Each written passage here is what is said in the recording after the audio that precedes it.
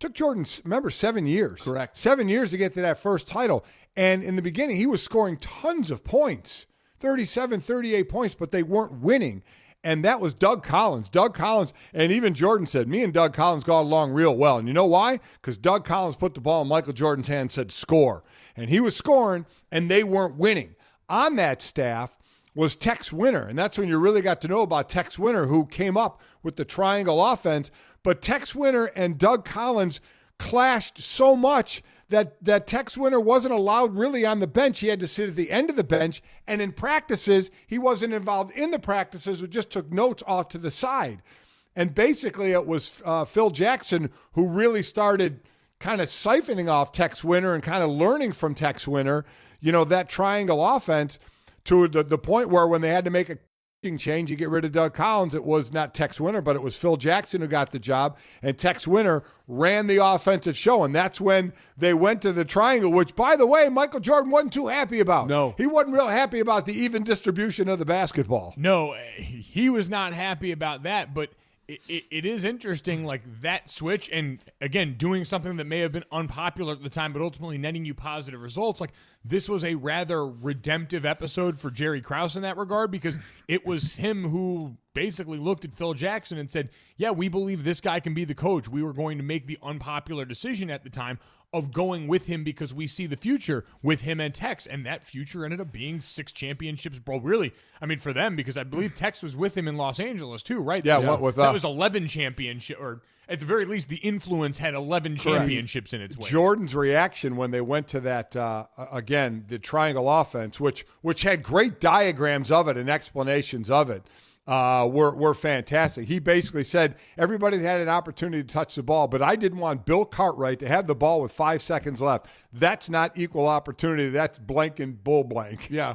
Listen, Bill Cartwright when he first got there, had issues catching the basketball in the post. In fact, it got so bad at one point during a practice, after he dropped another one, Jordan picked up the basketball and just threw it at Bill Cartwright and hit him in the face with it. He was so angry. It's pretty key for the big guy to be able to catch the ball in a triangle offense. Eventually he got there. There were some issues there at the beginning. But the other part of last night was clearly about Dennis Rodman and just how integral he was to keeping things together for the Bulls, especially when Scotty didn't want his summer messed up with when he had the surgery. So he would have been critical, Dennis Rodman, to any discussion of The Last Dance and how they won those last 3 championships and bringing Rodman over. And Jason Ayer, the director of The Last Dance, was on the Jalen and Jacoby podcast.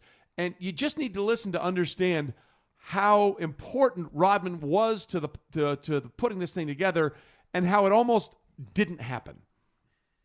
He said, what's this for again? We're in the elevator. And I was like, it's a 10-hour doc about your Bulls team. Like, how do you not? We told you and told you. The same thing it was about that made you agree and to get in the car to drive here 2 hours late. Exactly. It's about American and North Korean relations. That's what this is about. He's like, 10 hours, huh? And I was like, yeah. He's like, all right, I'll give you 10 minutes. Now, I had every page of questions I have is an hour. I have 11 pages for this guy, and he's saying 10 minutes. So he sits down. I'm just kind of shooting the shit with him, and he says, I need a tuna sub from Subway and some chamomile tea. It was like Chappelle sending the guys for a sugar cookie in Queens. It was like, you can't, unless you pass this test, you cannot do this interview. So we got him the tuna sub, we got him the chamomile tea, and he sat down for 3 hours.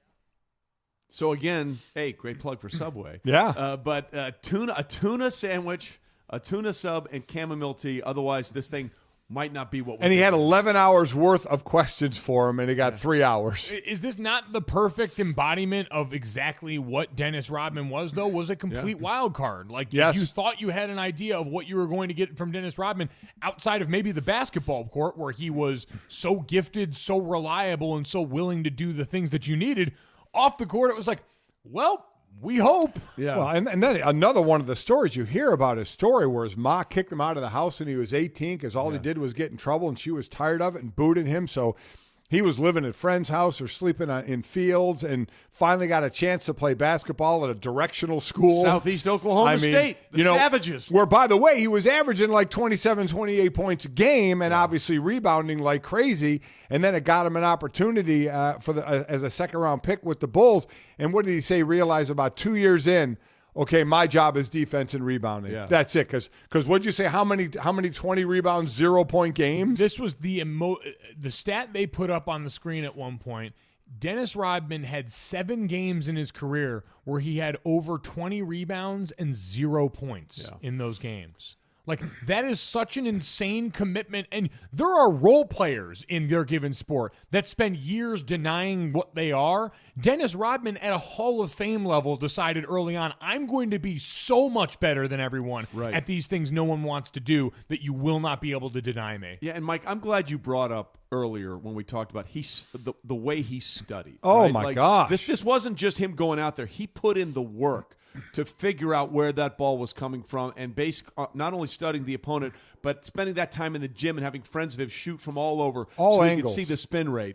And look, there's a million things that people are going to love about this documentary, and I can safely say from my perspective, 4 episodes in, the sheer beauty of the will of Dennis Rodman, just deciding, I'm going to get the rebound. Because there's one thing to do the study, and then there's the want to.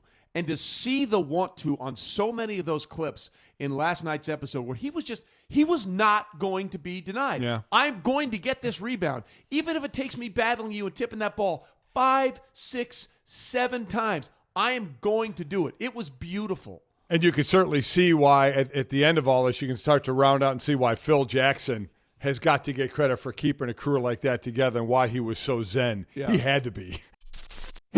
Thanks for watching ESPN on YouTube. For live streaming sports and premium content, subscribe to ESPN+.